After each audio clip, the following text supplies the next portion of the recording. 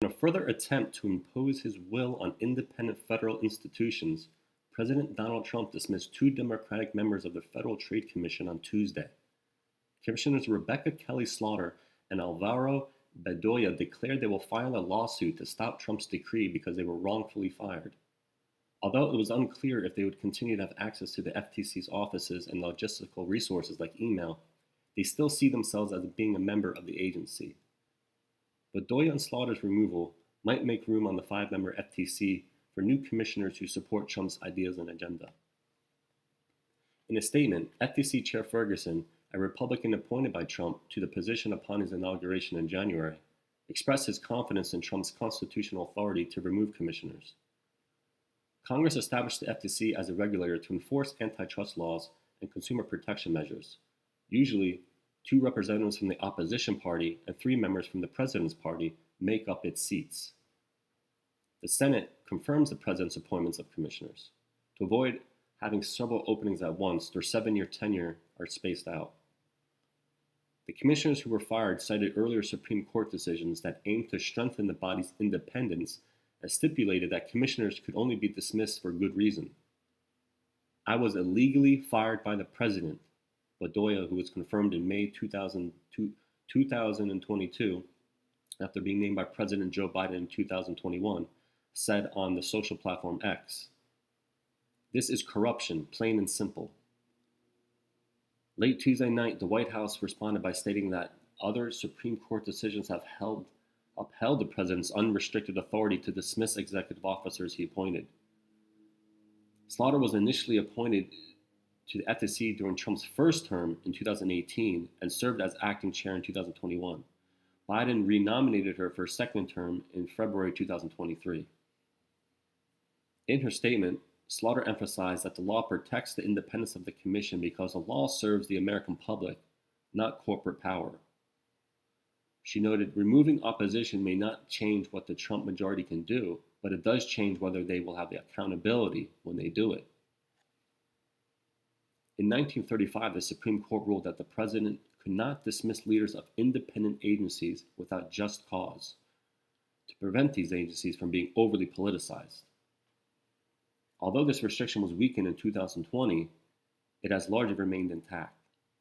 The recent firings are expected to escalate the legal debate over the limits of presidential power, which could impact other independent agencies, including the Federal Reserve. Nevertheless, the Trump administration has continued to pursue an expansion of presidential authority to remove such officials at will. The president previously issued an executive order to increase White House control over the FTC and other regulatory bodies, such as the Securities and Exchange Commission and the Federal Communications Commission. During a conference call with reporters, Bedoya pointed out that the FTC is involved in cases against major tech companies and pharmaceutical firms, predicting that this move would benefit the large corporations while leading to higher prices for consumers. Who does this attempt to remove us help, Bedoya asked.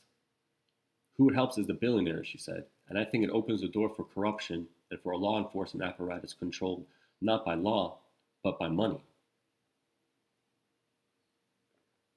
On the same call, Slaughter mentioned that she and Bedoya were informed of Trump's actions at the end of the day without any specific reason for providing their dismissals.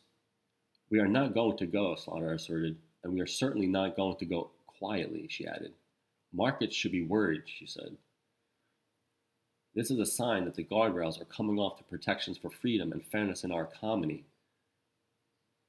And it's a sign that honest businesses should be worried about corruption permeating the markets," Slaughter said.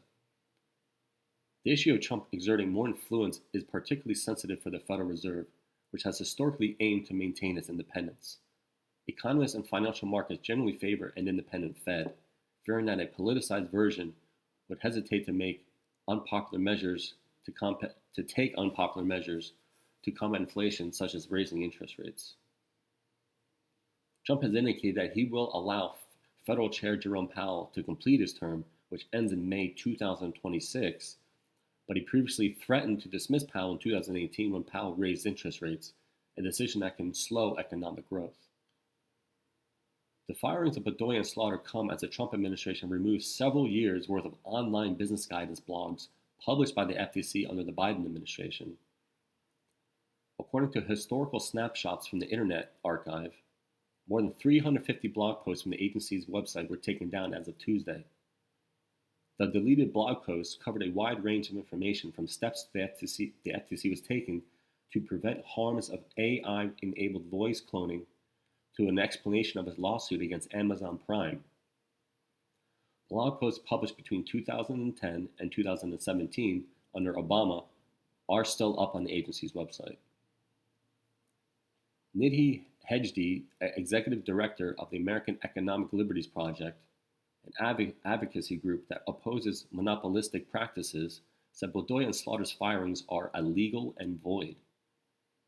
Independent agencies like the FTC exist to enforce the laws written by Congress and to protect the public interest, Hegde said in a statement, not to be gutted at a whim of a president. Minnesota Senator Amy Klobuchar, the only Democrat on both the Judiciary and the Commerce committees, called the firings a blatant illegal act.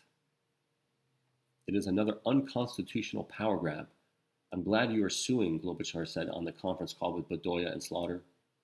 In the end, I strongly believe that you will win and you will be reinstated as commissioners. What do you guys think?